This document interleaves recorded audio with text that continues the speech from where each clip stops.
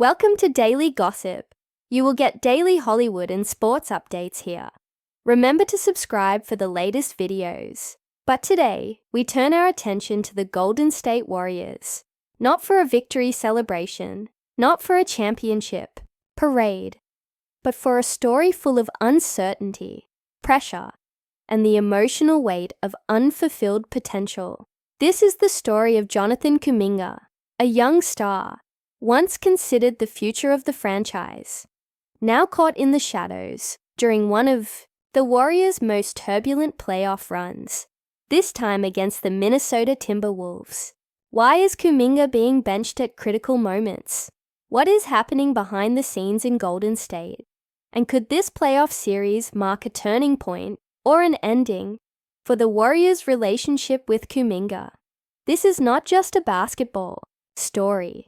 This is a human story of talent, trust, frustration, and possibly a farewell. Jonathan Kuminga was never supposed to be just another player. Drafted 7th overall in the 2021 NBA Draft, he was seen as the future, a dynamic two-way forward with elite athleticism, raw potential, and a ceiling that felt limitless. The Warriors, still fresh off their 2020 reset and eager to plan for life beyond the Curry-Thompson-Green core, believed Kuminga would be a centerpiece. They envisioned him developing under their system, while also eventually becoming the bridge between two dynasties. And at moments, it felt real. There were flashes of brilliance, explosive dunks, lockdown defense, high-octane transition plays that had the Chase Center roaring.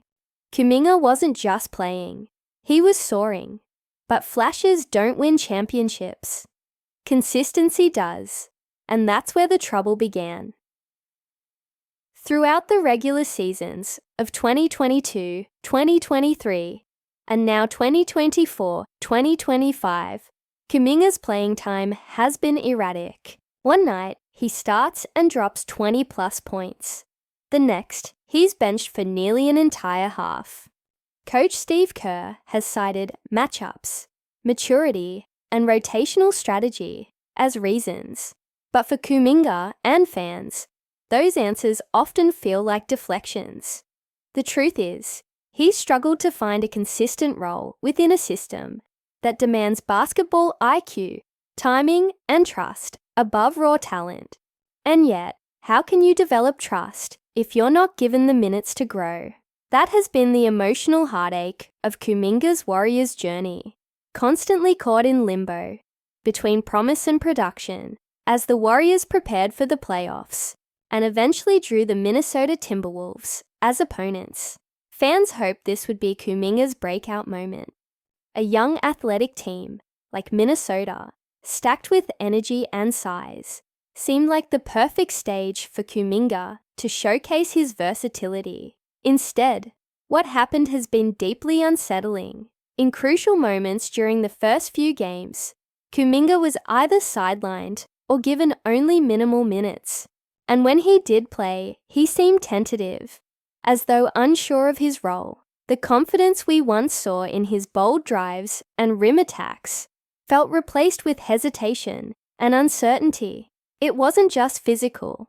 It was psychological. It was as if something had been lost or taken. Rumors started swirling. Was Kuminga dealing with an internal conflict?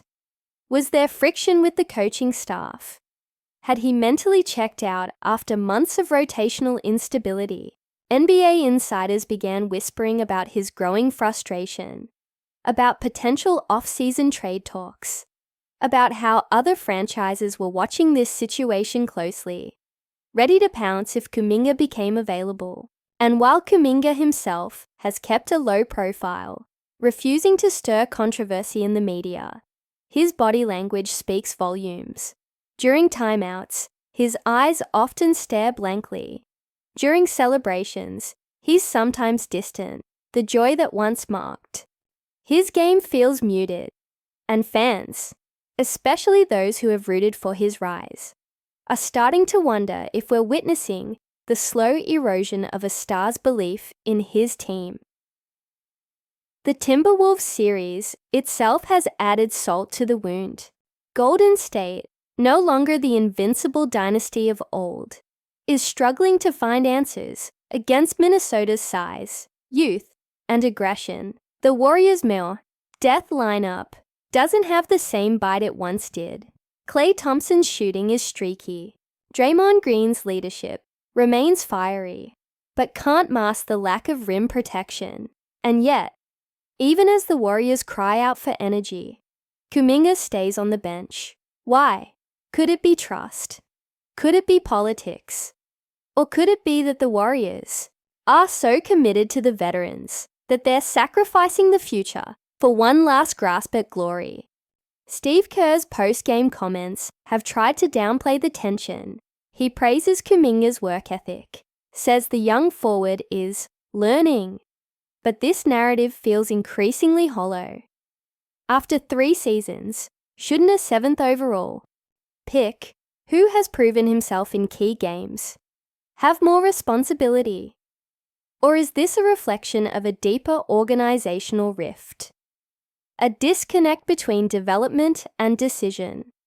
Don't forget to like, comment, and subscribe for more updates. And as always, stay kind, stay curious, and keep the gossip going.